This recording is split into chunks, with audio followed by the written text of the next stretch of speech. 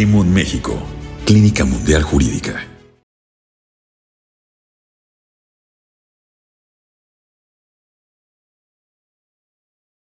Buenos días, bienvenidos todos. Es un gusto para Climun México contar con su presencia. Soy la maestra Osiris Macías Peredo, delegada regional de Climun en México, y vamos a iniciar con la conferencia magistral denominada Reparación del Daño, su eficacia en el derecho penal mexicano, impartida por el doctor Juan Manuel Guerrero Almaraz. Antes de iniciar la conferencia, les comparto un mensaje de Climun México.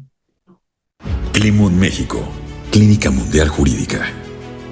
Valores: probidad, eficiencia, empatía, proactividad. Metas: consolidamos en México y el mundo como un equipo integral de profesionistas experimentados, así como de estudiantes en la aplicación de conocimientos teóricos en la vida real, fomentando el estudio, la academia, la justicia y los derechos humanos. Objetivos: proveer de experiencia práctica, aprendizaje activo, así como el desarrollo de habilidades de liderazgo y ética a quienes acudan con nosotros. Promover el desarrollo profesional para contribuir a la sociedad. Formar profesionistas comprometidos con la justicia y defensa de los derechos humanos. Establecer conexiones profesionales a nivel mundial. Misión: impulsar el desarrollo de habilidades prácticas a través de la experiencia en el ámbito jurídico y social. Visión: ser la mejor clínica jurídica y social en el mundo, impulsando líderes con responsabilidad social y conciencia ética.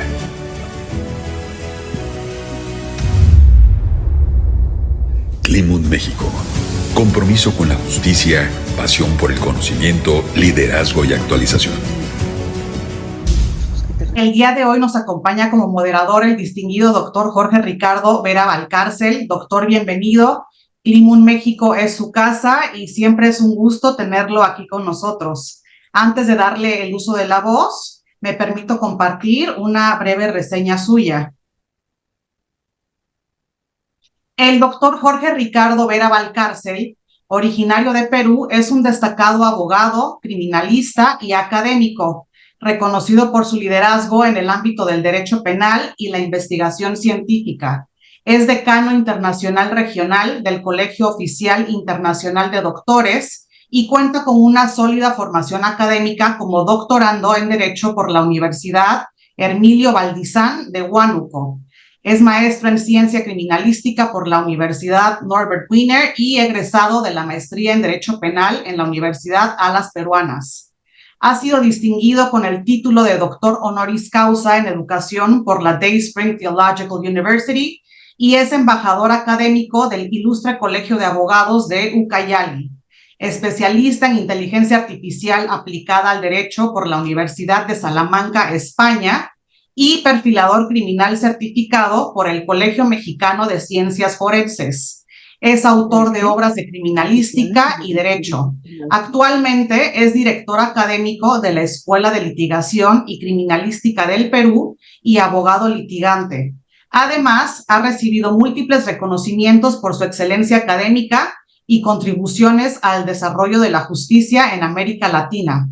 Doctor, siempre es un gusto tenerlo en su casa, Climun. Bienvenido. Muchas gracias, maestro Osiris. Y un saludo a todos los presentes en esta conferencia tan importante y tan enriquecedora para el derecho que nos va a brindar el doctor Juan Manuel. A quien, bueno, paso a presentar, ¿no? Es el doctor Juan Manuel Guerrero Almaraz, es un jurista internacional y experto en derecho penal. Nos trae el tema reparación del daño y su eficacia en el derecho penal mexicano. El doctor Juan Manuel, pues, es un destacado abogado y académico con más de 30 años de trayectoria en el ámbito del derecho penal y procesal penal. Es egresado de la Universidad Nacional Autónoma de México, el UNAM. Cuenta con estudios de licenciatura, maestría y doctorado en Derecho, con especialidad en Derecho Penal y reconocimiento con mención especial. Es doctor honoris causa por el Claustrum Doctoralis Universium Vitalis y egresado de la Academia del FBI en Cuántico, Virginia, donde se especializó en análisis de crimen violento y delitos financieros.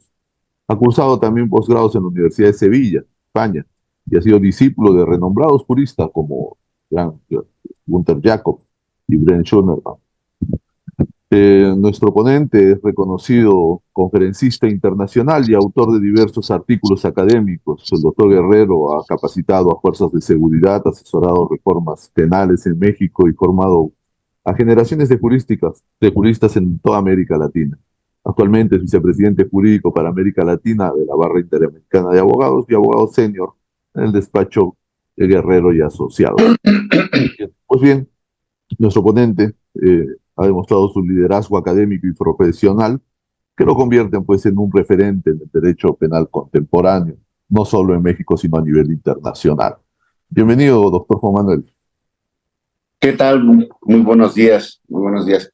Perdón aquí conectarme un poquitín tarde, pero ya sabe que la inteligencia artificial juega a veces en nuestra contra.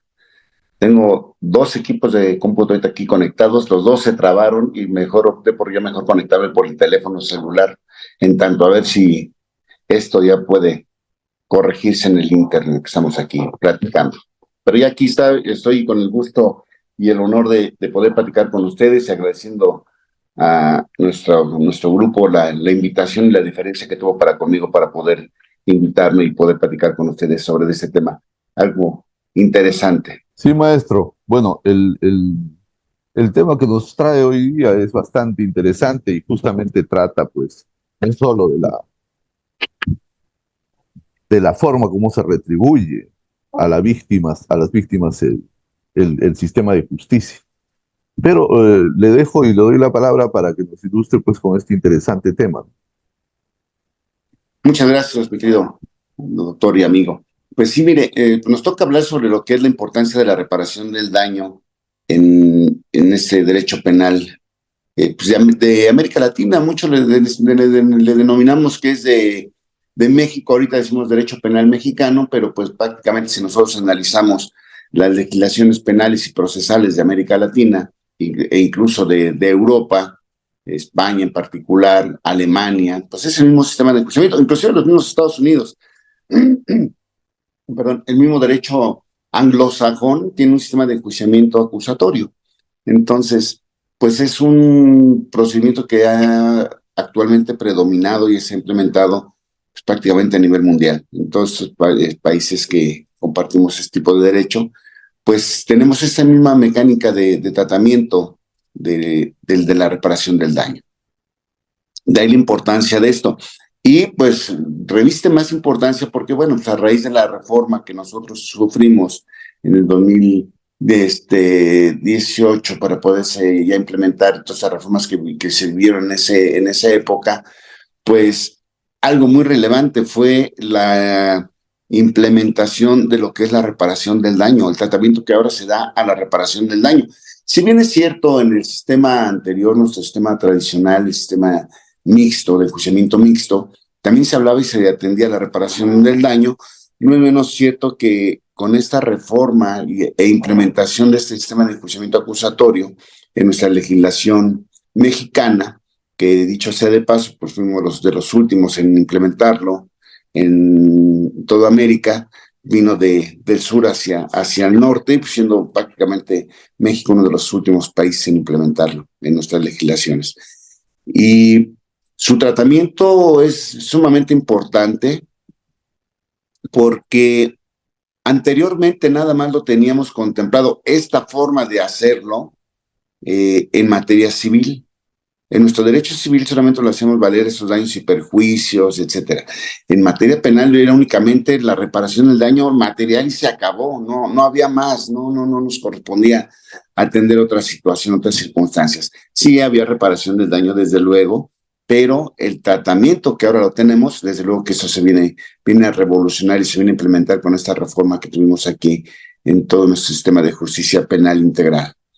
Y pues bueno, pues anteriormente, y esto nos viene a colación porque si nosotros recordamos en nuestras constituciones anteriores, pues nada más teníamos dos apartados en el artículo 20 constitucional, que era el apartado A de las víctimas, de los imputados, y el apartado B de las víctimas. Se evoluciona y ya se dan tres apartados. Ahora tenemos el A, el B y el C, el A que habla de los principios del derecho, el B de los derechos del imputado y hasta el último la víctima en el apartado C. Y justamente es en este apartado C del artículo 20 que se habla y se refiere constitucionalmente ya a la reparación del daño. Y entonces dentro de los derechos de la víctima que ya se contemplan a nivel constitucional, se habla justamente de que se le repare el daño. Y nos dice literal, o más o menos nos refiere que en los casos que sea procedente, el Ministerio Público estará obligado a solicitar la reparación del daño, sin menoscabo que la víctima o ofendido también lo pueda solicitar de manera directa. Dice, y el juzgador no podrá bajo ninguna circunstancia absolver al sentenciado de dicha reparación si ha emitido una sentencia condenatoria. Y efectivamente, pues no podemos hablar de eso si no tenemos contemplada esta circunstancia de la reparación del daño en una sentencia condenatoria.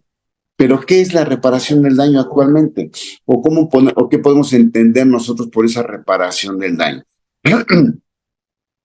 Entonces, debemos entender o podemos conceptualizar de una manera muy sencilla la reparación del daño, que es esa pena pecuniaria que consiste en esa obligación impuesta al condenado, a la persona responsable de un hecho delictuoso, de restablecer el estado que tenían las cosas, las personas antes del hecho.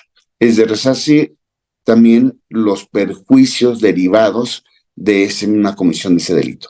Es decir, y atención con esto, ya hablamos de los perjuicios. Ya entonces se habla de reparación del daño y los perjuicios. Entonces ya empieza a llamarnos la atención esta nueva implementación, este nuevo tratamiento que se le da a la reparación del daño en este sistema de enjuiciamiento que anteriormente no teníamos. Y llama mucho la atención porque nuestra Ley General de Víctimas contempla la reparación del daño y nos refiere qué consisten esas medidas de reparación de daño. Y ya nos habla de una reparación de daño integral. Y eso es muy importante. Eso es muy importante y reviste mucha importancia y vamos a verlo más adelante, por qué causa es de llamar la atención esta reparación del daño integral. Atención a las medidas que la Ley General de Víctimas, su artículo 30 y 31, nos contempla respecto de lo que es la reparación del daño. Nos dice que como medidas debe de comprender la restitución, la rehabilitación, la compensación, satisfacción y atención con esto, garantías de no repetición del hecho. Dice, en sus dimensiones individual, colectiva, material, moral y simbólica. ¿Qué nos está diciendo con todo esto? Ya no es el tratamiento que anteriormente decíamos, bueno, ¿cuánto yo robé un vehículo? ¿Cuánto vale el vehículo? Pues el vehículo vale 300,000 pesos mexicanos. Bueno, pues aquí están tus 300,000 pesos y ya se acabó. Anteriormente acontecía esto. Hoy por hoy, con esta reforma, pues ya la reparación del daño ya no nada más es la restitución, que nos decíamos como medidas, sí es la restitución, sí, restitúyeme y déjame las cosas en el estado que estaban antes. Si ahora también habla de una rehabilitación, habla de una compensación y una satisfacción. Recordemos que esta rehabilitación, desde luego, pues, habla de todas estas cuestiones de los daños morales, del daño moral, del daño psicológico, en donde anteriormente no se atendía. Ahora ya hay una evaluación psicológica que nos determina si el sujeto, si las víctimas, y es otro tema que también debemos atender, la cuestión de víctimas, si las víctimas sufrieron una afectación en su ámbito emocional, psicoemocional derivado del evento delictivo. Si la víctima sufre una afectación en su esfera psicoemocional, pues se va a hacer una valoración si tiene esa afectación o no, y se va a determinar con cuántas terapias se puede rehabilitar, otra de las medidas que comprende esa reparación del daño. Cómo puede volver a tener ese estado emocional tranquilo o con el que contaba anteriormente al hecho y que se le ocasionó derivado del hecho. Entonces ya ahí se atienden a ejemplo, dice la perito en psicología, sí, cuenta con una afectación psicológica en su esfera emocional derivada del acontecimiento, y para su rehabilitación requiere de 10 terapias. Y esas 10 terapias tienen un valor de 1,000 pesos cada terapia, le van a costar 1,000 pesos cada terapia, serán entonces tal cantidad de pesos para reparar el daño moral, independientemente de la restitución del daño material. Pero debe también, hay como otra medida, es la compensación. Y esa compensación que también debe de ser, desde luego, proporcional a la afectación que ha sufrido, tanto material como emocional. Debe de quedar completamente a su entera satisfacción de la víctima. Recordemos que tenemos salidas alternas de solución al conflicto y procedimientos abreviados. Tenemos la reparación del daño, el acuerdo reparatorio, perdón, y la suspensión condicional del proceso. En estas dos salidas alternas y forma de anticipar determinación, se requiere para poder accesar a ellos que se encuentre reparado el daño. Si no se encuentra reparado o garantizado mínimamente, entonces la víctima podrá oponerse a que se acceda a ese beneficio por parte del imputado, siempre y cuando desde luego esté justificado su oposición. Y esa justificación va a estar en torno a esta medida que comprende la reparación del daño de satisfacción. Es decir, que el daño esté satisfecho para la víctima para que entonces ya no exista una oposición fundada para poder el imputado acceder a estas salidas alternas o formas de anticipación, entiéndase procedimiento abreviado, o de las primeras, la suspensión condicional de procesos y los acuerdos reparatorios. Vean lo importante de la reparación del daño, que si no se cumple, no se garantiza, pues la persona imputada, la persona a quien se le está atribuyendo la realización de ese hecho delictivo, pues no va a poder acceder a esos beneficios que la ley le concede. Debe de estar garantizado mínimamente la reparación del daño. Y hasta ahí vamos bien y todo suena muy bonito. Pero ahora ya también se atiende a las víctimas en todos sus contextos. Porque ahora ya la ley de víctimas, la ley general de víctimas nos habla quiénes son las víctimas. Y desde luego una pregunta sería, ¿quiénes son los que tienen derecho a la reparación del daño? ¿Quiénes tienen derecho a una reparación del daño derivado de un evento delictivo? Y el artículo 4 de la ley de víctimas nos refiere quiénes son víctimas o a quiénes se les denomina víctimas. Y nos señala, dice, van a ser víctimas directas aquellas personas que de manera propiamente directa hayan sufrido algún daño o menoscabo económico, físico, mental, emocional, en general cualquier puesta en peligro o lesión de sus bienes jurídicos. Es decir, es la persona que resiente de manera directa el evento delictivo. El titular del bien jurídico tutelado, podríamos decir, en materia penal. Esa sería la víctima directa.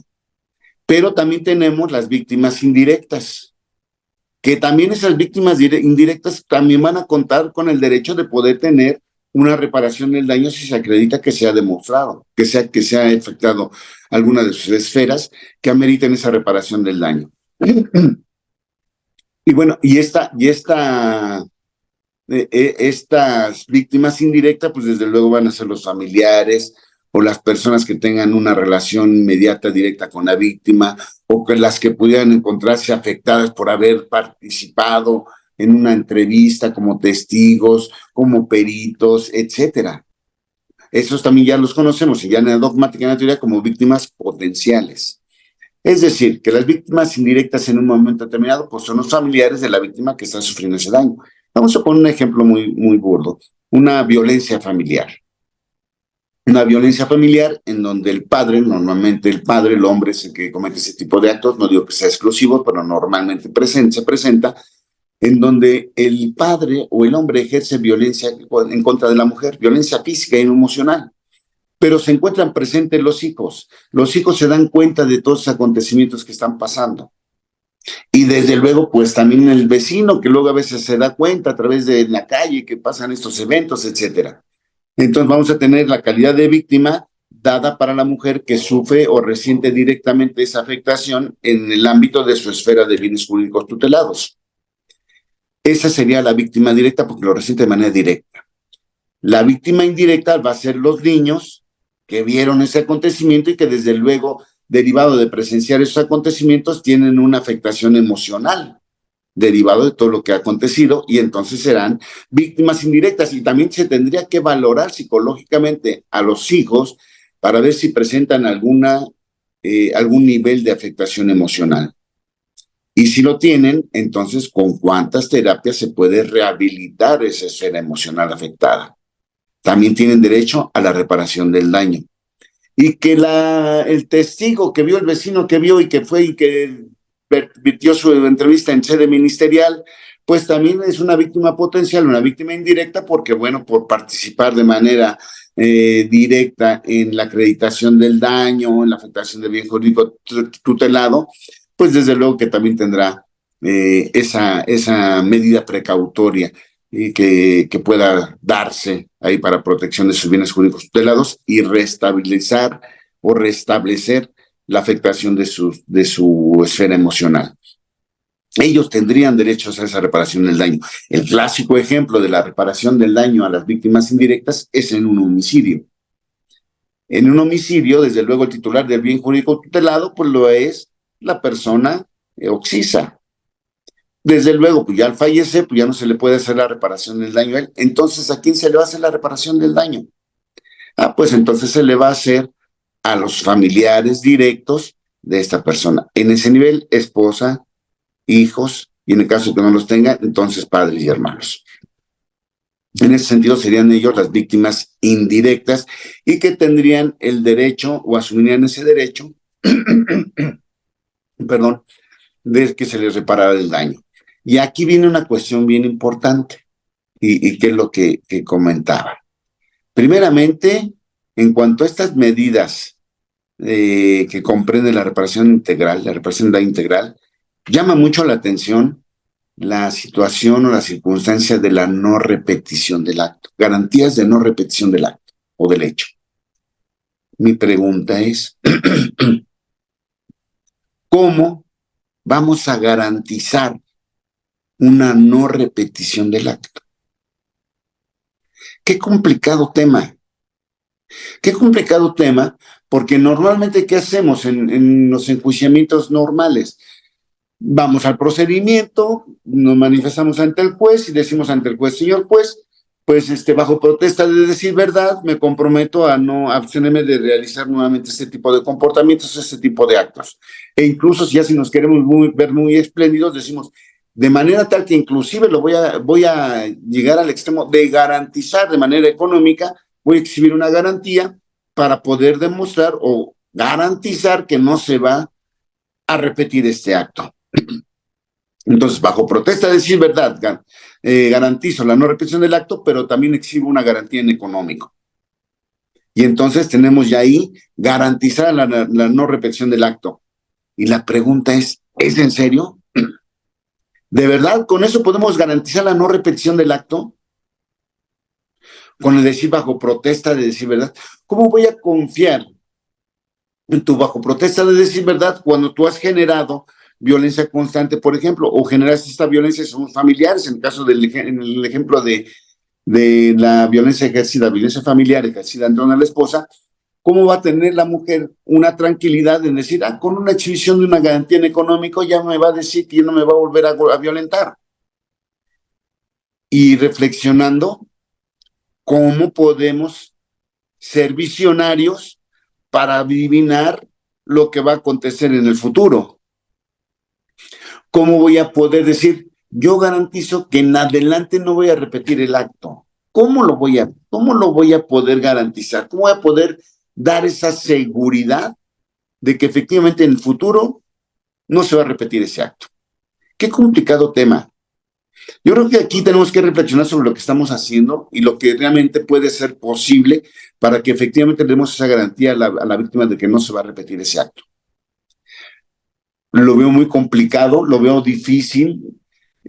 Normalmente en tratándose de cuestiones de violencia familiar, que es donde se presenta mucho ese tipo de circunstancias, los jueces se han decantado porque se haga una valoración psicológica para que nos digan si el sujeto es generador de violencia y si en el futuro puede repetir el acto de manera psicológica. La reflexión implica, voy a llevar un psicólogo a que le haga un estudio psicológico para ver si es generador de violencia a un sujeto que tal vez puede estar en prisión preventiva, justificado o oficiosa, lo que quieran, o sometido a un procedimiento por violencia, y todavía le voy a practicar un estudio psicológico para ver si él genera violencia. Qué absurdo. Qué absurdo, si lo tengo en un proceso por violencia y todavía le quiero practicar un estudio para ver si genera violencia, digo, pues caray, así o más banal este trámite. ¿Y qué me va a decir el perito? Pues claro, claro que genera violencia, pues tú lo tienes, pues, ¿cómo me pides que yo te diga si genera violencia si tú lo tienes en un proceso, lo tienes vinculado a un proceso, lo vas a vincular a proceso, pues por generar violencia familiar? Entonces no me pidas a mí que te diga si genera violencia, no, pues tú lo tienes procesado y lo tienes vinculado. Es absurdo. Pero es una manera entonces de los jueces justificarse o ampararse para poder tomar una determinación. En México tuvimos un hecho muy relevante y de mucho impacto social, en donde una persona, un matrimonio, el hombre ejerce violencia contra la mujer e hizo diversas denuncias por esa circunstancia. En una de esas denuncias lo llevan a proceso, lo llevan ante el juez, lo judicializan y el juez le concede la libertad, porque inclusive lo habían llevado por feminicidio, tentativa de feminicidio, y les concede la libertad y dice que no es feminicidio, tentativa de feminicidio. Le da la libertad. Apelan, el magistrado confirma. Sale del centro de reclusión y a los pocos días van y matan a la esposa. Dos sujetos privan de la vida a la esposa, derivado de una indicación que los contrata a esta persona para que la priven de la vida. Entonces se vino soberano problema en contra del juez y en contra del magistrado por haber dado esa libertad cuando ya lo tenían judicializado por tentativa de feminicidio. A raíz de eso, ¿qué es lo que hacen los juzgadores? Pues me protejo. Si a mí me dice, tú, psicólogo, dime si el sujeto es generador de violencia para que pueda ser garantizada la no repetición del acto como reparación del daño integral. Y si tú, psicólogo, me dices que no es generador de violencia, que hay una garantía de que no va a repetir el acto, pues con esto me amparo y yo con esto lo dejo salir. Caso contrario, si llega a presentar un problema, ¿qué va a decir el juzgador? Ah, pues a mí me lo dijo el psicólogo. Yo resolví conforme a lo que me dijo el psicólogo. Entonces el problema no es mío. Yo resolví con los datos de prueba o los medios de prueba, según lo hayan aportado durante el procedimiento, el enjuiciamiento, que me dijo o que me consistió en este dato de prueba consistente en el dictamen pericial o en la pericial del perito fulanito de tal en psicología, que me dijo que no había condiciones para que el sujeto pudiera repetir el acto. Y entonces estaba garantizado psicológicamente, evaluado psicológicamente el imputado para que se determinara que no iba a repetir el acto. De manera de salirse salomónicamente, pero es una manera de protegerse. Pero es complicado esta cuestión de la no repetición del acto. Por esta condición de cómo podemos ser tan visionarios. Necesitaría tener yo la bolita mágica para poder adivinar a futuro qué va a ser cada una de las personas, ¿no? Entonces, esta es una circunstancia que llama mucho la atención en cuanto a la reparación del daño, y los que litigamos en materia penal, pues tenemos esta complejidad cuando nos toca la parte de defensa y cuando nos toca la parte de órgano de acusación, pues poner ese traba por ahí, ¿no? ¿Cómo me va a garantizar realmente que no va a repetir el acto como una medida comprendida para la reparación del daño integral que contempla la Ley General de Víctimas? Porque, señor juez, debe tener usted presente que esta reparación de integral del daño comprende como medidas la restitución, rehabilitación, compensación, satisfacción y prioritariamente garantía de no repetición del acto. En su dimensión individual, si se trata de una persona en particular; colectiva, se trata de un grupo de personas; material, se trata de cuestiones físicas; moral, si se trata psicológica o simbólica, etcétera. ¿Cómo lo vamos a garantizar? Y pues se vuelve un problema muy complejo en nuestro enjuiciamiento, que puede, inclusive, me atrevo a pensarlo, inclusive no darse, porque ¿quién se va a atrever a decir que en futuro una persona no va a hacer esto? por favor, tal vez nos podemos comprometer por nosotros mismos y esos también, quién sabe, dependiendo de las condiciones de ese momento, máximo tratándose de familiares. En tratándose de familiares es muy complicado decir que pueda existir un nivel bajo de garantía de una no repetición del acto, porque nos gradúan en bajo, medio y alto. Lo dan alto, ¿por qué? Pues por la convivencia continua que hay con ellos, entre familiares. Caso contrario, que si se presenta en una persona que coincide con ella de manera eventual o esporádica, bueno, pues sí, pues porque te lo vuelvas a encontrar es muy complicado. Pero en tratándose de familiares en donde hay frecuencia y máxima cuando viven en el mismo domicilio cercano, pues por favor es más que complicado, ¿no? Más que complicado poder tener es una garantía de la no repetición del acto. Esto nos llama desde luego muchísimo la atención y que es de atender puntualmente en tratándose de reparación del daño. Y otro de los temas también Climun México, Clínica Mundial en Jurídica. esto es en tratándose de un homicidio o de unas lesiones, la famosa el lucro cesante o perspectiva de vida. Porque tratándose del homicidio, que pusimos por ejemplo, pues sí, hay que pagar hacer la reparación del daño material que consiste en los gastos funerarios, lo que se ha gastado en todo ese trámite, la indemnización que señala la ley, pero además los daños morales que sufren los familiares, el papá, la esposa, los hijos, derivados de este evento delictivo, la afectación que sufrieron por ello. De ese daño, esa reparación del daño integral que inclusive dentro de los perjuicios se integra todos los gastos que ha erogado derivado de este evento y que la víctima ha utilizado o empleado para atenderlo. Si yo necesito abogados, también me lo van a reparar. Cosa novedosa, porque esto antes se atendía en materia civil, ahora ya lo podemos exigir en materia penal como parte de la reparación del daño integral. Podemos exigir los gastos de los abogados, los gastos que hayamos utilizado para transporte, inclusive las mismas comidas que hayamos hecho por acudir a las audiencias, etcétera, o a checar el expediente. Todos esos gastos que se han originado van a entrar dentro del rubro de reparación del daño integral.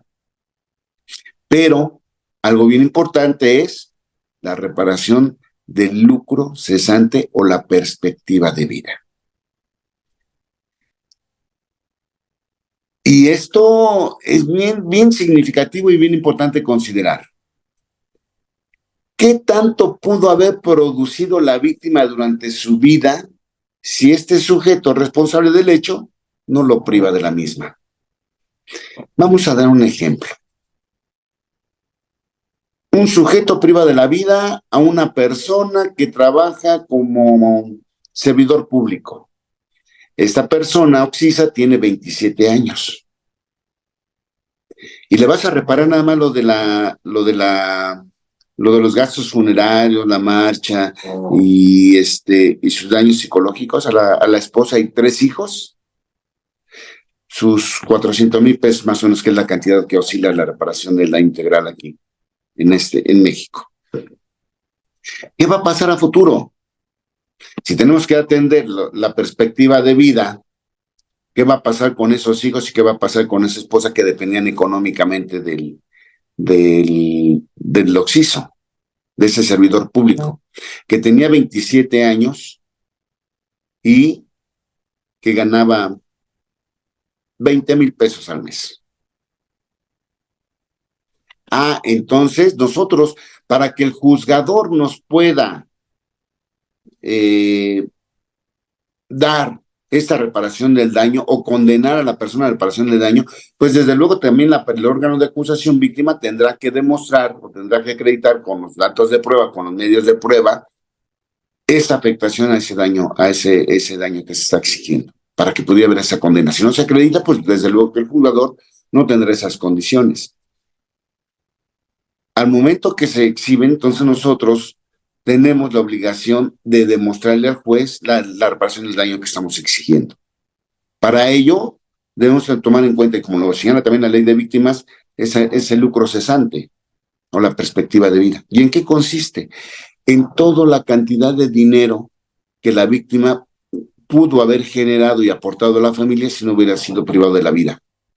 Entonces se hace un cálculo, se pide, y esto es algo bien importante porque hay fiscalías que no cuentan con peritos para hacer los cálculos de lucro cesante. ¡Qué grave! ¡Qué grave! Que no haya peritos o que ministerios públicos no sepan qué perito pedir para poder hacer el cálculo de un lucro cesante o de una perspectiva de vida. ¿Cómo se hace? A través de un perito en actuaría o un perito en trabajo social, se hace ese cálculo de la perspectiva de vida o lucro cesante. Se determina cuánto ganaba el sujeto al mes, qué edad tenía, y entonces se saca una media. ¿Cuánto, por ejemplo, en Ciudad de México? ¿Cuánto vive normalmente un hombre en la Ciudad de México? 75 años. A este tenía 25, le faltaban 50 años por vivir. Gana 20,000 pesos al mes. Son 12 meses por año, por 50, 12 por 50, etcétera, por 20,000, etcétera. Sacan la cantidad que pudo haber ganado el sujeto en una media de perspectiva de vida, que normalmente la media del hombre en México, en la Ciudad de México, son 75 años. Se hace un cálculo en base a lo que gana, lo que base a lo que percibía y lo que pudiera haber percibido, e inclusive aumentando un porcentaje en base al incremento del costo de la vida.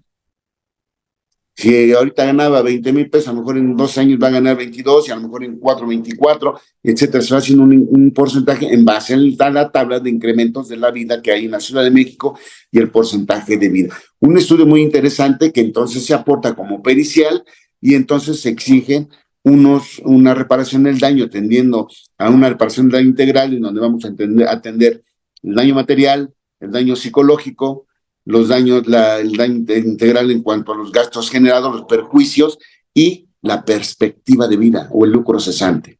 Que eso sí llega entonces la cantidad que pudiera, y si llegan a cantidades de millones de pesos, lo que pudo haber generado esa víctima si no hubiera sido privado de la vida, de acuerdo a las tablas medias promedio que vive el hombre en la Ciudad de México en el lugar de residencia. Eso es algo bien importante que nosotros tenemos que hacer como órganos de asesores jurídicos o como fiscales, atender esa reparación del daño. Y bueno, ya desde luego será un objeto de valoración en el juicio por el juzgador si condena esa cantidad o no, porque también que garantiza que el sujeto viviría los 75 años y que por una enfermedad pudiera fallecer antes. Pero son perspectivas de vida que también inclusive lo tiene establecido la Ley General de Víctimas. Y dentro de esto de la Ley General de Víctimas también hay algo muy importante que hemos dejado o hemos pasado por alto. Ese embargo precautorio para garantizar la reparación del daño. Y esto se establece como una medida precautoria real y consistente en que pueda embargársele bienes a la persona imputada mediante un procedimiento sencillo con el fin de garantizar los posibles daños que pudiera provocar esa comisión del delito. Es decir, no tengo que esperarme hasta que haya una condena, porque el sujeto puede deshacerse de bienes, puede quedarse en un estado de insolvencia o dilapidar bienes que pudieran ser susceptibles de embargarse o de garantizar la reparación del daño. Si yo me espero hasta que venga la sentencia o la condena, pues el sujeto ya no va a tener bienes y entonces ya no voy a poder cobrar, ya no va a poder haber una reparación del daño. Entonces se le solicita al juez de control, pues mira, hay estos bienes, está acreditado esta reparación, este daño afectado, este daño causado, te lo acredito con estos órganos de prueba, y hay estos bienes que el imputado tiene. Solicito el embargo precautorio de estos bienes para efectos de que si resulta condenado, haya bienes con los cuales se pueda hacer valer esa reparación del daño. Si no, no voy a tener. Porque sucede mucho y hay una gran problemática en este rubro de la garantía de reparación del daño o la reparación del daño, que en ocasiones el imputado ya no tiene las condiciones para hacerlo. O ya no las tiene o no las tiene para hacerlo. Y ahí viene otro tema. Hablan de la reparación del daño. ¿Y cómo lo va a reparar? Si el señor no tiene bienes, si el señor no tiene trabajo, si el señor no tiene los recursos necesarios para cubrir esa cantidad. Imaginen ese ejemplo que di del servidor público, que son 3, 4 millones de pesos de lucro cesante. ¿De dónde va a sacar otro servidor público, un ciudadano común y corriente, 3 o 4 millones de pesos para garantizar o hacer la reparación del daño? Entonces, si yo veo esa perspectiva, veo bienes y entonces solicito el embargo para efecto de que se garanticen. y darle certeza a esa reparación del daño, porque ese es otro tema. ¿Cómo hago efectiva esa reparación del daño? Normalmente, para poder acceder a los beneficios de poder, la suspensión condicional del proceso, los acuerdos reparatorios, el procedimiento abreviado, se tiene que garantizar o se tiene que reparar el daño. En una sentencia condenatoria también. Y para que pueda, si tiene algún beneficio, alguna preliberación o alguna garantía, una suspensión de la ejecución de la pena, pues deberá de reparar el daño. Pero si no lo tiene, ¿qué va a pasar con la víctima entonces? Entonces, para eso es importante que nosotros analicemos este tema que normalmente no lo hacemos valer, no lo consideramos, lo dejamos hasta el final y lo pasamos por alto y al final nos llevamos la sorpresa de que no hay manera de poder garantizar la reparación del daño. Entonces, sería también importante que nosotros volteemos los ojos a esta figura del embargo precautorio que nos garantiza nuestro Código Penal. Nuestro Código Nacional de Procedimientos Penales nos faculta, nos da esas atribuciones para poder realizar ese embargo, siempre y cuando se justifique y se acredite ese daño ocasionado, la cuantificación del daño, y que hay bienes para poderlos embargar para garantizar efectivamente esa reparación. Asegurar en un momento determinado, si hay una condena, una sentencia condenatoria, se pueda hacer esa reparación del daño que tanto hemos tutelado y que tanto hemos trabajado. Eso es algo bien importante de realizarlo, porque hemos tenido grandes problemas en donde no se puede realizar la reparación del daño. Y la gente a veces ni se preocupa, cuando tienen penas altas, ni se preocupa por tener ya la reparación del daño. ¿Para qué la reparo? Voy a estar aquí. Salvo que tenga algún beneficio, puede hacer, entonces lo hace. Pero, ¿cómo lo hago exigible en materia penal? Si yo ya tengo una sentencia condenatoria, entonces puedo ir a un procedimiento coactivo ante las autoridades civiles y entonces hacer embargos, hasta entonces hacer los embargos. Pero ¿por qué no nos adelantamos y no nos esperamos hasta que tengamos la sentencia? Y ya esa sentencia me va a servir como medio de prueba para ir a la autoridad civil y entonces exigir el pago, y si no, hacer embargos para poder garantizarlo. Y si no, lo tendría que hacer el Estado, atendiendo a ese famoso Fondo de Atención a Víctimas, que es más que inoperable. Es más que inoperable. Pero, pues, en algunos estados, por ejemplo, tengo conocimiento de Chihuahua, que efectivamente sí trabajan en esa reparación del daño cuando el imputado no lo puede hacer y entonces le reclama al Estado. Pero, ¿de dónde van a sacar recursos el Estado para hacer la reparación del daño? Otro tema. Entonces se vuelve muy complejo esta situación de la reparación del daño en todos sus rubros, y que desde luego es muy amplio y implica mucho tiempo. Bueno, y esta acción para la reparación del daño penal, de reparación del daño en materia penal, pues esta acción para exigir esa reparación por los daños causados prescribe en 2 años contados del día en que se haya causado el daño. Esto tomando en consideración el amparo directo en revisión 6293 diagonal 2018, que habla sobre estos 2 años que nosotros tenemos para poder exigir esa reparación del daño. Y pues me gustaría poner estos tópicos así sobre la mesa para que en todo caso hagamos interactuar con nuestros asistentes, por si hay alguna duda, algún comentario, sentando estas bases tópicas de la reparación del daño, que son, creo, los más puntuales en cuanto a esto, y que desde luego de ahí derivan muchísimas cosas por atender. No sé si hay alguna pregunta, auditorio. Muchas gracias, maestro. Sí, justamente, doctor, vamos a pasar un breve momento a las preguntas que están en el chat. Pero, y felicitarlo por este tema tan importante, ¿no? Y bueno, al respecto también me han pedido hacer un pequeño comentario del enfoque del derecho penal y procesal penal peruano. Y al respecto es necesario señalar que la reparación del daño proviene pues del delito y es eficaz siempre y cuando, como usted lo ha dicho, tiende a equilibrar las necesidades de las víctimas, ¿no? Y bueno, y que a la vez también se sujete al rol del Estado, de la administración de justicia. Pero una frase que le escuché, es de que la justicia penal sin empatía es venganza. Esta frase resume de manera contundente el desafío ético y estructural que enfrentamos en ese sentido. No sé si estará de acuerdo conmigo, doctor, pero una justicia que persigue únicamente el castigo pierde de vista su verdadera finalidad, es decir, restaurar ese equilibrio social, sanar las heridas que el delito ha dejado a paso, ¿no? Y en ese sentido es esencial que la administración de justicia, a mi modo de ver, ¿no? Deje de ver el Código Penal como una receta química, ¿no? De aplicación inmediata, directa, y se humanice un poco más. Sin empatía, el sistema corre el riesgo de convertirse pues, en un mecanismo de represalia. ¿Qué hace? Que prioriza la privación de la libertad, la cárcel del culpable, sobre la restitución pues, de los derechos de la víctima. En el derecho penal peruano, ¿no? De donde yo soy peruano, la reparación del daño está consagrada en el artículo 92, ¿no? Y algunos siguientes. Pero este precepto impone al responsable del delito la obligación de indemnizar a la víctima. Pero en la práctica, este principio muchas veces es relegado. ¿Por qué? Porque el Ministerio Público persigue exclusivamente el castigo. Es un problema recurrente. No sé si pasa esto también en México, pero la tendencia de la Fiscalía a centrar sus esfuerzos en obtener la condena, la privación de la libertad del imputado, ¿qué hace? Utiliza prisión preventiva como forma de retribución, al estilo Koyo Hammurabi. Utiliza maximalismo punitivo, concurso de delitos, ya sin sustento fáctico, muchas veces hasta peleando con la víctima para subir indiscriminadamente las penas. Obvia elementos de convicción de descargo, olvida su rol de defensor de legalidad y se convierte en un persecutor pues implacable, ¿no? Eh, Colisionando a veces hasta con la propia versión de la víctima. Y en algunos casos esto es recibido por el órgano jurisdiccional, quien se hace la vista gorda y de estos excesos, ¿no? Y termina por convalidar.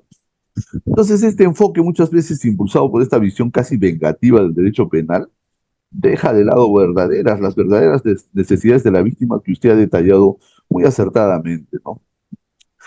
Eh, en conclusión, pues esto tenemos que humanizar el sistema de justicia. La empatía debe guiar pues las decisiones jurisdiccionales, recordando que detrás de cada caso hay seres humanos, con derechos en conflicto, sí, pero al final humanos, seres humanos que están en conflicto.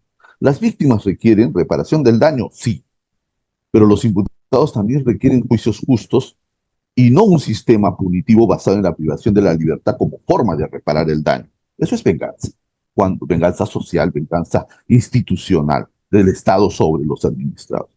Cuando entendamos que la pena privativa de la libertad es un mecanismo del Estado para proteger a la sociedad y no como herramienta de venganza, que puede clamarlo la gente, las víctimas, los familiares o la prensa muchas veces, entonces vamos a entender que tendremos pues una sociedad más justa, en mi opinión. En conclusión, pues podemos decir que la justicia penal, no solo en el Perú, como bien lo dijo el doctor Juan Manuel, tenemos casi la misma estructura procesal en toda Latinoamérica proveniente del derecho acusatorio, pero del derecho europeo continental. Esta justicia penal no puede limitarse pues al castigo. Debe ser un mecanismo para restaurar la paz social, sanar a las víctimas y en última instancia construir pues una sociedad más justa, ¿no? Un sistema de justicia que realmente haga justicia. Sin empatía, la justicia se convierte en un acto de venganza, como lo he dicho. Ahora, es nuestra responsabilidad como operadores del derecho, pues, devolverle la verdadera esencia al sistema de justicia, que es la búsqueda del equilibrio entre la reparación del daño y el castigo, si lo merece, claro está, pero con dignidad para ambas partes, ¿no? Bueno, en ese sentido vamos a pasar a plantear a nuestro ponente, el doctor Juan Manuel, algunas preguntas que tenemos en el chat para que nos pueda absolver, doctor. Una de ellas nos dice que se puede solicitar que la persona que realizó el hecho punible se abstenga de acercarse a la víctima y que en caso de no hacerlo se le lleve a cabo una medida de apremio. Creo que son medidas de protección, ¿no? Sí, efectivamente, cuando hay ese tipo de delitos que puedan, y desde el inicio de la carpeta de investigación se pueden pedir las medidas de protección. Esas medidas de protección las proporciona el Ministerio Público y se ratifican ante el juzgador, ante el órgano jurisdiccional, en carpeta de investigación, en etapa de investigación desformalizada del Ministerio Público. Y también puede quedar como una medida cautelar de prohibición de acercarse a la víctima, de tener contacto con ella, de comunicarse de cualquier forma, víctima, testigos o familiares de la víctima, no frecuentar lugares. Sí, efectivamente, son las medidas ante el Ministerio Público, medidas de protección al inicio de la carpeta de investigación de su denuncia o ante el órgano jurisdiccional como medida cautelar. Desde luego que Doctor, ¿y qué pasa cuando el hecho violento, por decir, en una pareja, una tentativa de feminicidio, se, se produce en una fecha? Luego salen estas medidas de protección, pero luego esta pareja se amista y regresan a vivir.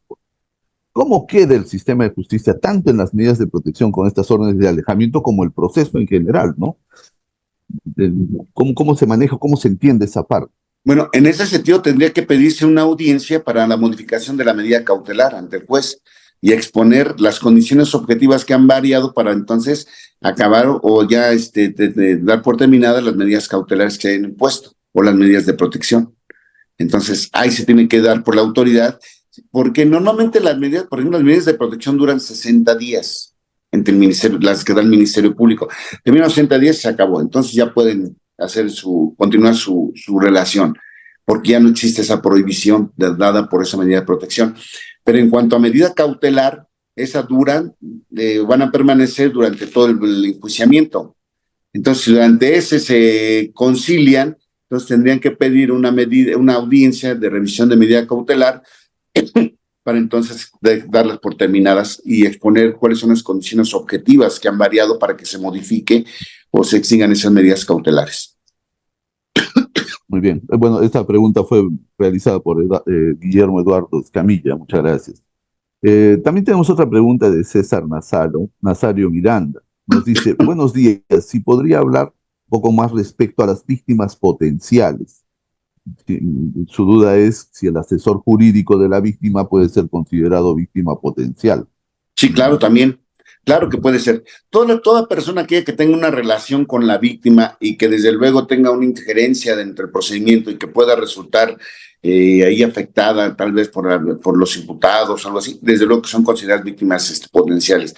Los testigos, los peritos, el mismo asesor, muchas de las ocasiones en eventos o en hechos penalmente muy relevantes de impacto social, pues sí se dan medidas de protección para la víctima, para sus familiares, para las víctimas indirectas y también para las víctimas potenciales, y dentro de eso incluyen a veces peritos, incluyen también el mismo asesor, jurídico. Claro que también puede entrar dentro de esa esfera de protección de las víctimas potenciales a que hemos hecho referencia. Todos los que pudieran tener alguna, que estén inmiscuidos de una u otra manera en el procedimiento y que pudieran tener alguna afectación en ese sentido. ¿No sería abrir mucho el abanico de víctimas en ese sentido, doctor? Y que tendrían que establecerse niveles o cómo se podría medir ese tema? Porque... No, desde luego que no tendríamos por qué extenderlo. Desde luego que es una valoración que hace el juzgador para ver a qué nivel puede darse esa medida de protección.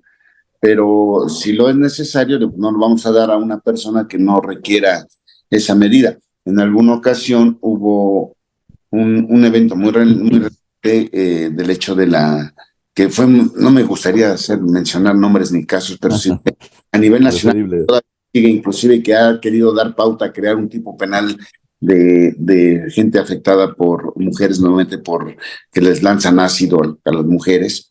Entonces, en ese sentido, se hizo por parte del asesor jurídico una petición para que también se le diera seguridad. Tenía seguridad la víctima y entonces pidió para que también ella le dieran seguridad porque era un tema hasta político fuerte, de relevancia, y entonces temía la asesora jurídica por su integridad física.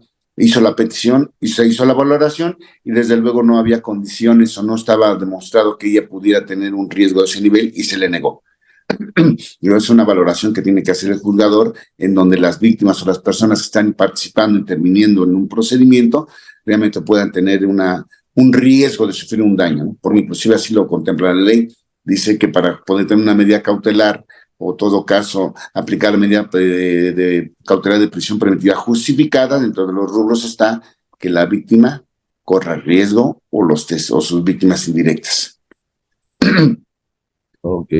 Otra pregunta de Isabel nos dice que su duda es si en el procedimiento abreviado del delito de abuso sexual más o menos a cuánto equivaldría la reparación del daño. ¿En México se manejan tablas? ¿Está tasado la reparación o es abierto a cómo lo pueda demostrar el actor civil o la parte civil? Lo tiene que acreditar la parte de la víctima o el órgano de acusación, ya sea fiscal, asesor jurídico o la misma víctima. Ya lo había dicho, ya lo había comentado en el transcurso de la plática, que todo el juzgador lo va a proporcionar, pero siempre y cuando esté acreditado por parte de la víctima o su asesor jurídico, la fiscalía. En un abuso sexual no hay tablas, se tendría que, recuerden, hay que tener algo bien presente. En un abuso sexual o en delitos sexuales, recuerden que el bien jurídico tutelado es la libertad psicosexual. Entonces debe de haber una afectación, en este caso, una afectación psicológica. Esa afectación psicológica se determina a través de un peritaje en materia de psicología para ver si la víctima tiene o no, presenta o no de rasgos o signos de afectación psicoemocional derivadas de este evento que está denunciando. Si dice que sí, entonces se le hace una valoración psicológica para poder determinar cuántas terapias van a ser necesarias para restablecer el estado emocional que tenía antes del evento y el costo de cada terapia. Esa es la afectación psicoemocional que sufre la víctima y que se tabula o se determina o se cuantifica en base a una valoración pericial que nos puede determinar con cuántas terapias puede estar atendida y restablecida la parte afectiva, emocional de la víctima, pero a través de una pericial. Interesante, doctor. Tantas terapias, por ejemplo, perdón, maestro. Dice, necesita 5 terapias para poder, o 10 o 15 terapias para poder tener este tratamiento de rehabilitación, y las terapias valen 1,000 pesos, 15,000 pesos de daño moral. Algunas terapias, bueno, aquí en Perú he visto que establecen afectación emocional cognitivo-conductual, pero no requiere valoración de daño. ¿Hay una contradicción ahí? ¿O? Creo que sí, pero que sería un tema muy complicado. ¿Cómo pudiéramos cuantificar materialmente una cópula violenta? A lo mejor derivado de los tratamientos médicos. O sea, todos los tratamientos médicos que haya sufrido lesiones, pues también entran dentro de la reparación del daño material derivado de esa agresión. Si yo tengo, por ejemplo, derivado de esa cópula violenta o de esa violación, porque aquí hablan de abuso sexual, pues es puro tocamiento, no llega más, pero de una violación que donde sí puede haber lesiones, puede haber afectaciones en la parte vaginal, anal o tal vez oral, y todo lo que implica la atención médica para ello, podría entrar dentro de la reparación del daño material. Muy bien. Nos están pidiendo también, doctor, que si pudiera repetir la jurisprudencia que había citado. Es un amparo directo en revisión. Es el número 6293/2018. Muy bien. Y tenemos, bueno, eso nos ha preguntado Josefina y Guadalupe, y Arturo nos está preguntando, en un hecho de tránsito donde se pierde la carga que transportaba un tercero, el dueño de la carga tiene legitimación activa para reclamar la reparación del daño. Creo que acá sería bueno explicar un poco entre la víctima y el agraviado. Creo que son diferentes. Así es. Recordemos que ahí tenemos varias figuras, lo que es la víctima y lo que es el ofendido. El ofendido, pues desde luego es el titular del bien jurídico tutelado, y la víctima será quien resiente la conducta delictiva. Y entonces, pues todos los dos podrían tener reparación del daño. Tal vez el titular de la carga, pues la reparación del daño material, y pues tal vez la víctima que resintió el daño, ejemplo, le robaron una mercancía, pues una afectación psicológica. Claro que sí. Claro que sí. Bueno, no tenemos más preguntas. Yo lo felicito por el tema bastante explícito, explicado muy bien, y creo que va a aportar mucho a la comunidad jurídica internacional esta ponencia. Muy agradecido, doctor Juan Manuel. Vamos a darle paso a la maestra Osiris para que nos Sí, antes nos haga el cierre. Si tiene algo más que decir. Sí, antes de de concluir, me gustaría tomar un poco de los comentarios que hizo usted, maestro, acertadamente, en cuanto a llamar la atención a que este sistema de justicia acusatorio tiene por esencia ser restaurativo, prioriza la restauración, es restaurativa principalmente. Por eso prioriza las salidas alternas de soluciones al conflicto, la mediación, la conciliación, el arbitraje, ya en un procedimiento, la suspensión condicional del proceso, la reparación del daño, el procedimiento abreviado, pero todos bajo la condición de reparar el daño. Entonces sí debemos atender mucho a eso, lo que usted comentaba, atender esa circunstancia que este sistema busca que sea restaurativo más que sancionador o de castigo, como usted efectivamente con toda tino y con toda puntualidad lo comentó, con mucha certeza, porque ya no se busca, ya los fines de la norma no son castigar, de hace muchos años dejó de ser castigo la imposición de una consecuencia jurídica. Entonces, sí es de considerar todo esto y llamar la atención de todos las partes que intervienen en un procedimiento, que entendamos que esto es restaurativo, que el fin se busca no llevar los problemas o los conflictos a juicio, sino que buscarles unas salidas alternas a ello. En ese contexto, sí, pedirle al Ministerio Público que ya tome y adopte su papel que la ley le exige, la ley le obliga, ser objetivo, ser leal, ser imparcial, que actúe con legalidad, debe ser garantista. Ya este sistema de enjuiciamiento mixto en donde predominaba el inquisitivo sobre el acusatorio ya fue superado. Dejemos atrás esos comportamientos en donde efectivamente solo buscan judicializar, buscan conflictos. Ya no, deben de ser garantistas, deben de ver tanto para la garantía para la víctima como para la garantía para el imputado. Dicen, somos los representantes de la sociedad. Sí, también el imputado forma parte de esa sociedad. También tienes que representarla por sus intereses. Dejemos de actuar como anteriormente nos lo exigía el sistema, y estaba justificado porque el sistema así lo exigía. Pero hoy por hoy ya no. Hoy el sistema existe que sea garantista. Este sistema acusatorio es eminentemente garantista para ambas partes. Entonces, fiscales, defensores, jueces, trabajemos en ese contexto. No tenemos que llevar, y eso implicaría también las políticas criminales de las fiscalías, de no considerar nada más, a ver, ¿cuántos judicializas? Y esos números son, te voy a contar. Te cuento las judicializaciones que tengas, te exijo judicializaciones, la cuota de judicializaciones, no dejemos eso. También contemos al Ministerio Público los no ejercicios que propongan y que pasen, y que soporten amparos, y que soporten audiencias de revisión de las determinaciones. Todo eso cuenta, porque es garantista. Si una buena propuesta de un ejercicio que esté bien fundamentada y bien elaborada, debe de contar como una judicialización también. Entonces, no judicializar, ya superar esa etapa, cambiar el chip y entonces volvernos legalistas, volvernos garantistas a tener un sistema acusatorio que nos lo exige de esa manera. Bueno, el chip inquisitivo creo que todavía subsiste en Latinoamérica, pese a los años que ya tenemos con el código nuevo, ¿no? Con el sistema garantista. Y efectivamente, concuerdo con usted en que en vez de felicitarlos por el número de prisiones preventivas que logran, se mira al Ministerio Público, a la Fiscalía, por el tipo de soluciones que les da al problema y a la vida, ¿no? Muy bien. Tengo dos personas que han levantado la mano. Si tenemos ¿Me tiempo, permite, sí. amigo Vera? Doctor Raúl, ¿cómo está? Qué gusto de saludarlo. Perdón intervenir así de manera abrupta, pero hizo una afirmación nuestro querido ponente, a quien yo le reconozco su participación muy acertada, muy atinada, y a quien le tengo un extremo respeto por esa calidad académica y sobre todo la experiencia práctica que le caracteriza. Fíjate, mi amigo doctor Juan Manuel, mencionaste ser legalistas y garantistas.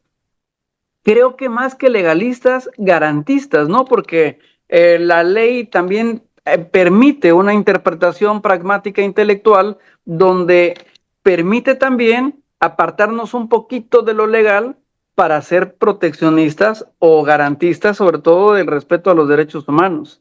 Digo, es un punto de vista muy personal, el experto eres tú, y por supuesto que para mí ha sido una intervención magistral la de ustedes dos. Mi querido Juan Manuel, Y Jorge Vera, les mando un fuerte abrazo. Muchas gracias por doctor Raúl. doctor Raúl. Te aprecio mucho tus palabras, máxime viniendo de un jurista tan distinguido como tú. Sí, efectivamente, desafortunadamente la ley está hecha. Desafortunadamente, como tú dices, cuando la interpretamos, pues le damos el matiz que nosotros queremos e interpretamos aun cuando no tenemos que interpretar, ¿no? Pero la ley la ley nos ordena ser objetivos, imparciales, deber de lealtad y objetividad que les exige a las autoridades y a las partes que intervienen. En ese contexto, al ser este sistema de enjuiciamiento que está plasmado en nuestras leyes penales, entiéndase el Código Penal, entiéndase el Código Nacional de Procedimientos Penales, nos ordena ser garantistas. Por eso yo hacía referencia a la legalidad, pero tiene razón, efectivamente a veces ser legalista o la legalidad pues nos presta para podernos torcer, pero si lo observamos en el espíritu, en la esencia, lo que se busca con la implementación de este sistema, pues es eso, observar realmente cuestiones de garantías para ambas partes, no solamente para la víctima, también para el imputado, que es algo que yo siempre he sostenido. Dicen, es que soy representante de los intereses de la sociedad y el imputado no forma parte de tu sociedad, o hay ministerios públicos para imputados también, ¿no? Explícame eso también para poderlo saber. Entonces la función debe de cambiar y se deben de convencer que ya no es el sistema tradicional que antes manejábamos, ya abandonarlo, dejarlo de lado, porque resulta aberrante que muchas de las ocasiones se inicia la carpeta, judicializan con detenido, verifican flagrancia, decretan retención, se decreta retención cuando tengo la necesidad de la cautela, judicializo con detenido y a la hora de la medida cautelar solicito una diversa de la prisión preventiva. Entonces es absurdo. ¿Para qué lo llevas al reclusorio? No es para que te cuente un número, ¿no? Si tú mismo vas a pedir una medida cautelar diversa en la prisión preventiva oficiosa o a la prisión preventiva. Es absurdo, pero son partes de la política criminal que manejan las fiscalías, creo que debemos de corregir eso. Sí, lo que pasa es que también lo que ha venido de menos es el tema del juicio crítico. Los operadores de justicia a veces ya no aplican ese juicio crítico tan necesario, ¿no? Y esa interpretación sistemática y global de las normas. Yo baso solo en un código y esa es una fracción de lo que estoy viendo. Y si voy a aplicar solo esta fracción, definitivamente la decisión va a ser injusta. Pero bueno, es parte también de lo que debemos proponer, ¿no? El juicio crítico desde las universidades, ¿no? Hasta que llegan a ser magistrados o abogados litigantes, por donde el camino jurídico les lleve. Mire, tenemos a Julio Luján Rangel, si tenemos tiempo, solo un minuto, si la doctora Osiris le da tiempo, un minutito para que plantee su pregunta a nuestro ponente, el doctor Juan Manuel, por favor. Muy buenos días, no más de un minuto. Bueno, a lo largo de su excelente conferencia fueron surgiendo varias preguntas, pero por cuestiones de trabajo no tuve tiempo de redactarlas. Entonces, me gustaría saber cómo puedo obtener su grabación y de esa manera redactar mis preguntas y cómo encontrarlo para hacerle llegar mis preguntas, licenciado. Muchas gracias. Ok, gracias por sus palabras, gracias por su interés en el tema y su atención. Yo quedo a sus órdenes en la red social en Facebook, me pueden encontrar con mi nombre, Juan Manuel Guerrero Almaraz, y si no, quedo a sus órdenes en vía telefónica 55 46 14 28 42. Y si no, a través de... Lo podría poner escribir en el chat, porque le repito, estoy ahorita en el trabajo y no tengo forma de tomar nota. Si es tan amable, licenciado. No sé si alguien me puede ayudar a ponerlo en el chat. Y si no, también a través de nuestra Yo sede lo escribo, doctor, si lo puede repetir, por favor. 55 46 14 28 42, o el Facebook Juan Manuel Guerrero Almaraz, y si no, a través de nuestra sede del club, los teléfonos que tenemos de registro, ahí lo pueden hacer llegar y la sede me lo hace llegar y yo envío la respuesta. Hay la opción que gusten. Bueno, había otro participante que estaba con la mano levantada, pero me parece que ya la bajó, tal vez ya respondimos a su inquietud. Unas palabras finales, una despedida, doctor Juan Manuel, ante este importante tema. Pues nada más que no me queda más que sí que hagamos reflexión sobre este tema tan importante que lo dejamos, como muchas veces acontece en las sentencias, hasta el último. pero que también durante el procedimiento, como ya lo vimos, podemos hacerlo valer.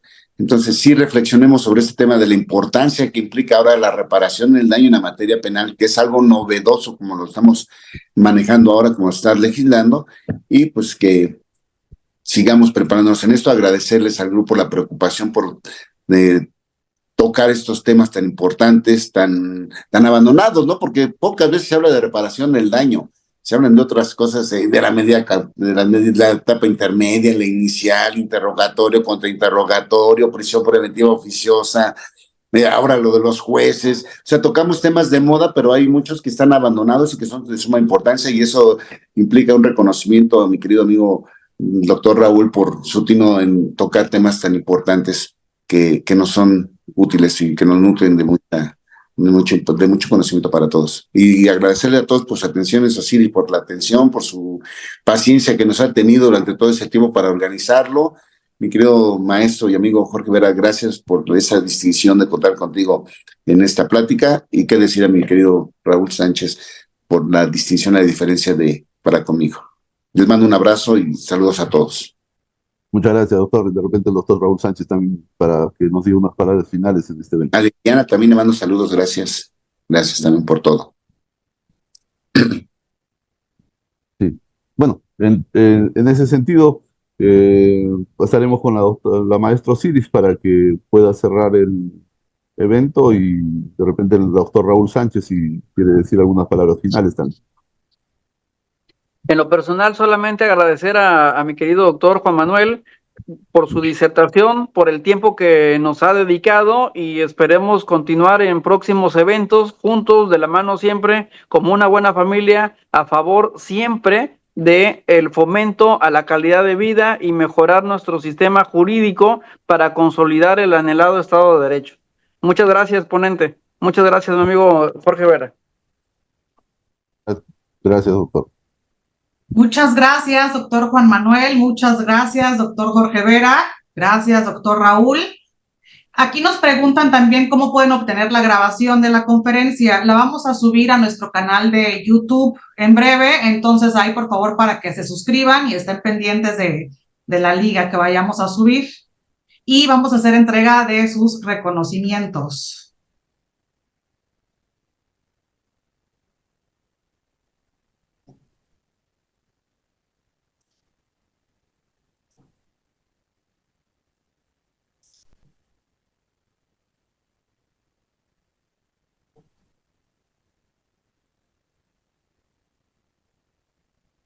Permítanme un momentito.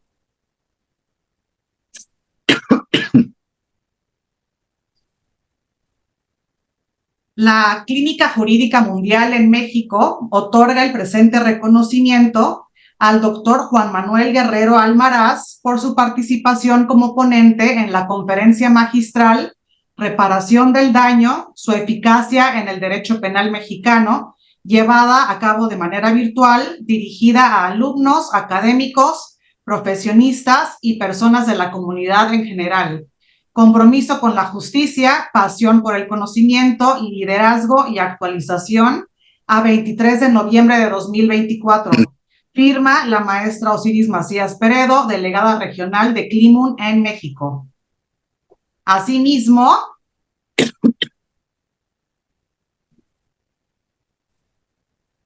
la Clínica Jurídica Mundial en México otorga el presente reconocimiento al doctor Jorge Ricardo Vera Valcárcel por su participación como moderador en la conferencia magistral Reparación del Daño, su eficacia en el derecho penal mexicano, impartida por el doctor Juan Manuel Guerrero Almaraz, llevada a cabo de manera virtual, dirigida a alumnos, académicos, profesionistas y personas de la comunidad en general.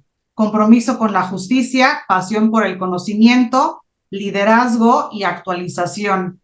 A 23 de noviembre de 2024, firma la maestra Osiris Macías Peredo, delegada regional de Climun en México.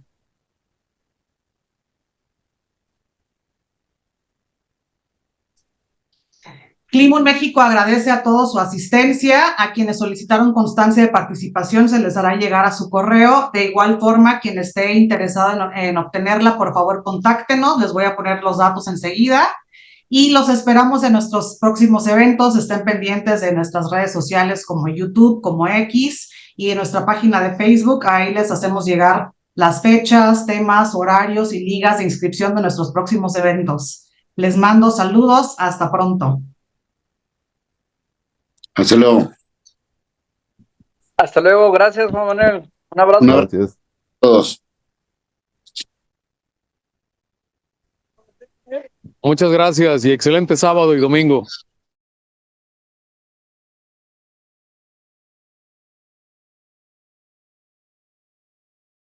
Climun México, Clínica Mundial Jurídica.